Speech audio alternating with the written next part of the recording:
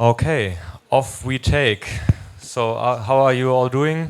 Still fine? A little bit too hot? Oxygen? Fine? Yeah? Okay, cool.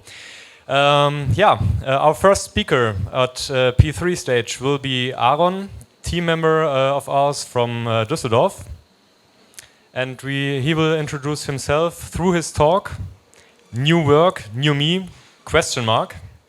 And we are thrilled to hear from you. So, here's your applause, your stage, your 12 minutes. Thank you very much. Welcome. Thanks for spending some time with me. In the next 12 minutes, I would like to get 3 things off my chest that help me to find myself and become a happier person. And maybe it works for you too. I would like to show you why we don't need free breakfasts and football tables and all this funny stuff at our offices to be happy at work. I would like to give you an idea of how you could connect your dots in your life exactly the way Steve Jobs did. And I highly recommend you talking with your grandparents, if they're still alive, talking with your grandparents about their passion. A very quick introduction. My name is Aaron, and mostly I'm a consultant. And what drives me most is that I believe that we are called to do more with our lives than looking forward to the weekends all the time. Thank God it's Friday, you know. I believe that the world would be a better place if a lot more people are thankful for their Mondays. And for me personally, that's the reason why I work with companies, why I help companies so that their employees actually like going to work. How I do that as a consultant is not the point today. But this talk is inspired by situations I experience a lot when I'm working with my clients and on my projects. And there is one thing that HR representatives tell me a lot. And they observe when they have job interviews, especially with young people, and they ask questions like, what are you good at? Or when are you at your best? They observe that especially the young people don't have a clear answer to these questions. They don't know when they are at their best. And one HR executive told me once, the problem is that young people expect great output, but they don't have any clue about the input. And I don't know what you think about that. I have to admit that he had a point. We grew up with prosperity. We grew up with endless consumerism. And we grew up, obviously, with instant gratification. We want everything now, right? But unfortunately, that's not how it works. And how should we find a job where we can be at our best without knowing when we are at our best? So before we expect happiness from free breakfasts, football tables, and all this funny new work stuff, we should be thinking about our input first. We should take a very honest look into the mirror.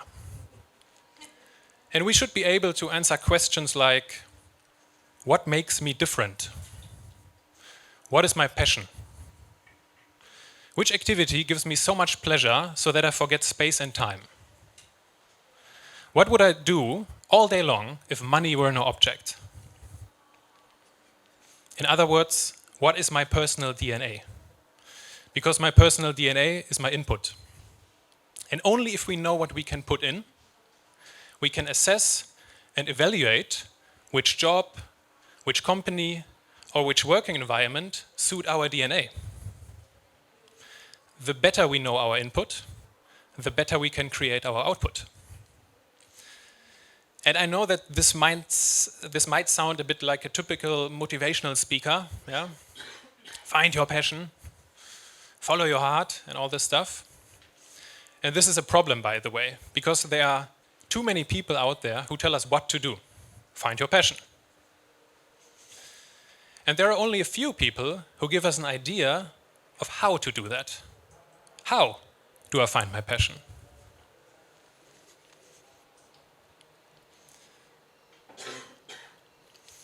As a consultant, I realized that companies ask the same questions as we do.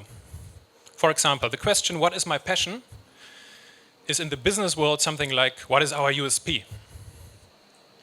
Or if you finish your studies and you think about the first career step, you ask yourself, okay, what should I do with my life? It's something very similar to work on a 10-year vision with a company and develop a strategy to achieve this vision.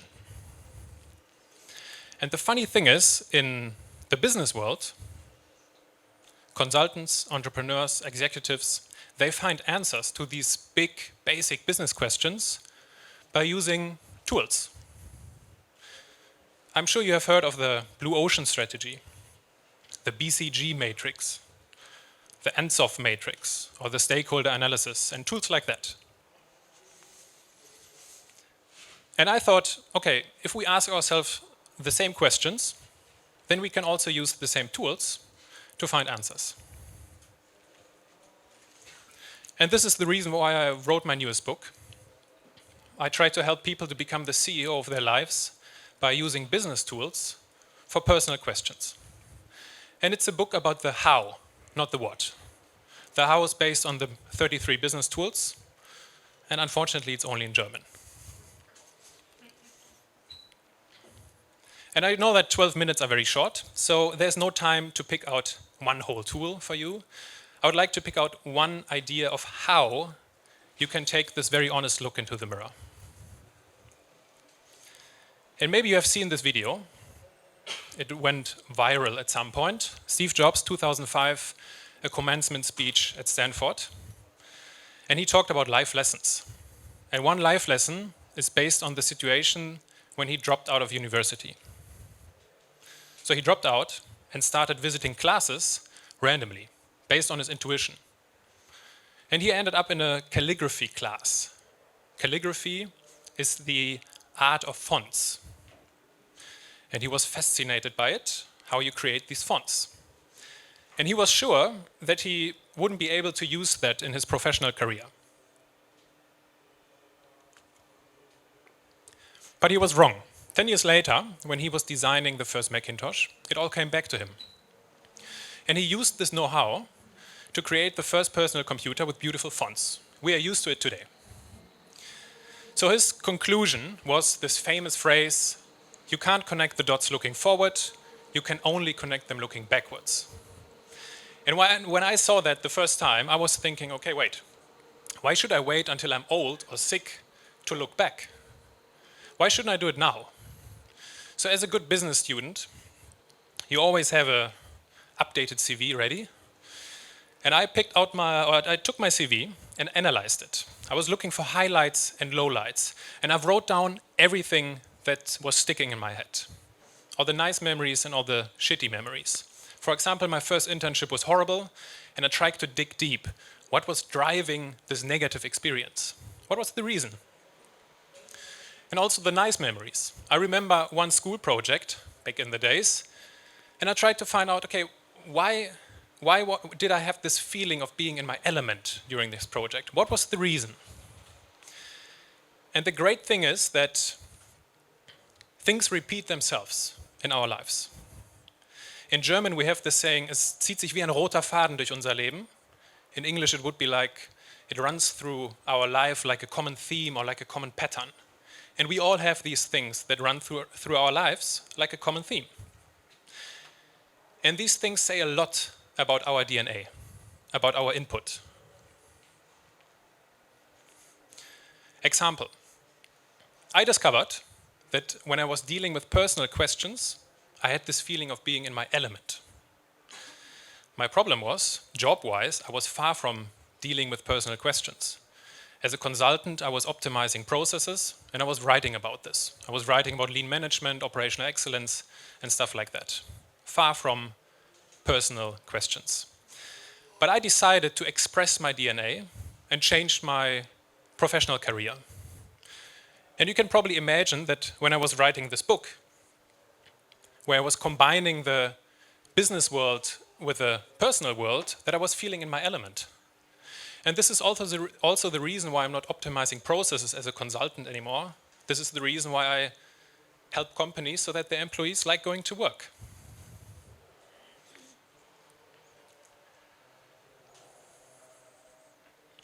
So if you do this, you create like a big mind map if you write all this stuff down. And I can just suggest you that you try this out and find the patterns. Finding out about my DNA by using this technique and deciding to express it made a big difference in my life. And what also made a big difference in my life was talking to my grandpa. And I can recommend this to you, that you talk with your grandparents, if they're still alive, and just ask your grandma, hey grandma, what is your passion? Or ask your grandpa, hey grandpa, how did you find your passion in your life? And I did that before my grandpa died. In 2012, he became 98 years old.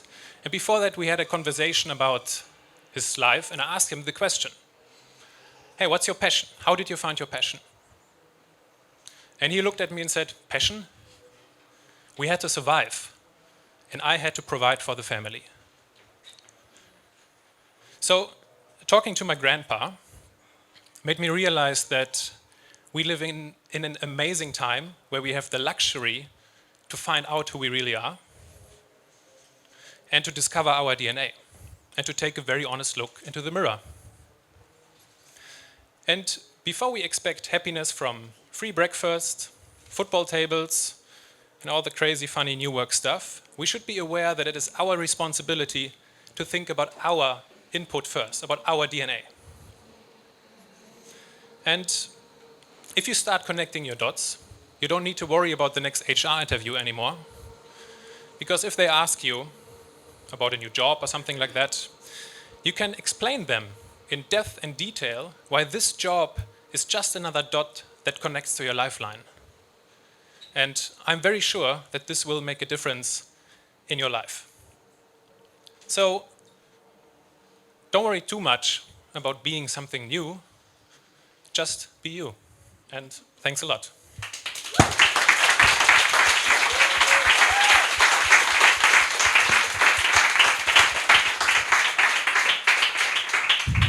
Thank you very much, Aaron. And well, you know the drill. The next 6 minutes are yours. Who's got a question for Aaron? I will come by with the microphone.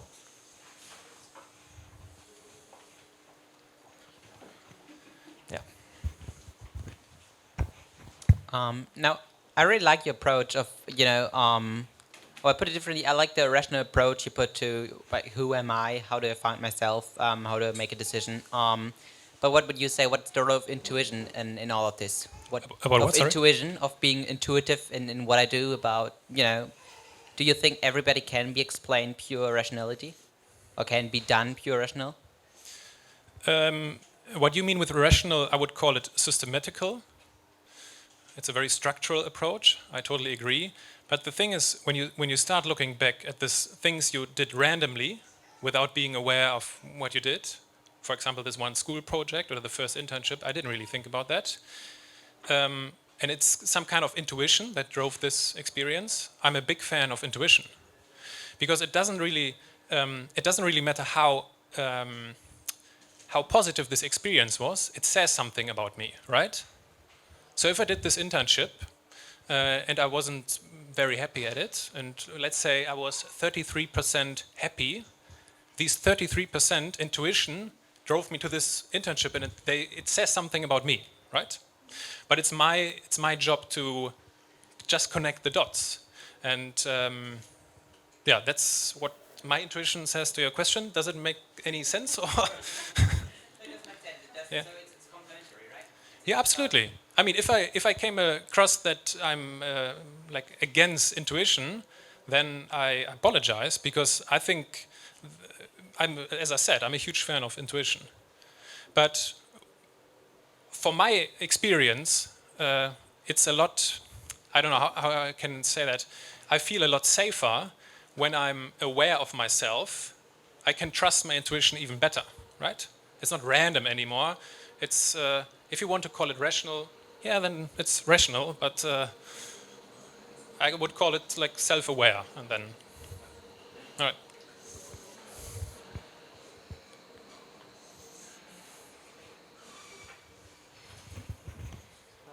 So yeah, my question would be, maybe I'm not too familiar with like business tools that you talked about, I guess in a way, because you said that you're basing the personal life optimization or whatever you want to call it on business tools. Why do you think it's a good idea to do this with business tools? That's what kind of like stuck with me. Because a lot of people know what they have to do. We all have heard we should find our passion, right? But the question which is not answered oftentimes is how? How do I do it, as I said? And the how is a matter of structure, mostly. And the tools give you a structure of how you can answer this question. It's like a guideline, right? The tools can't give you the answer, but it's like a path that leads to the answer, right? And since the tools are not new, they work, right? I mean, in the business world, they get used all the time, and they are developed by the smartest people on earth. It just makes sense to use them for our questions because content-wise, it's the same question. So, I mean, obviously, it's an idea, and I mean, yeah, maybe it works for you if you try it out. Maybe not. I don't know, but.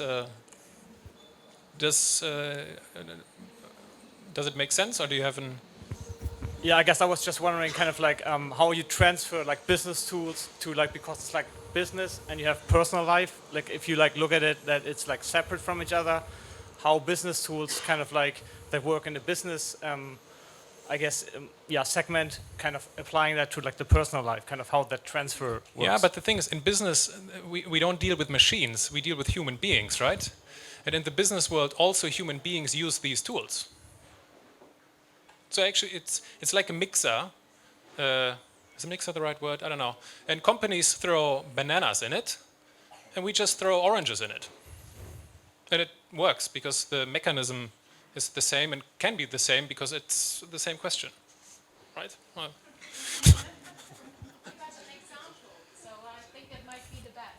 Yeah, I mean, there are 33 examples. Actually, there are over 200 examples, and I only took the 33 that are the most obvious ones. For example, if you take the Blue Ocean strategy, the Blue Ocean strategy is a tool where you discover new business models, and it's based on the red oceans and the blue oceans. The blue oceans is a market where you have high margins and everything is awesome, and the red ocean is very competitive, right? And we can transfer this thought about our lives because we also have red oceans and blue oceans in our life. And in the book, I separate our lives in 15 parts, like health, family, and stuff like that. And by a simple technique, because the blue ocean strategy is very simple, you adopt this business thought on your life. And you find out which part is a red ocean, and later in the book you work out how you turn the red ocean in a blue ocean. So, yeah, just one example. And we're almost done.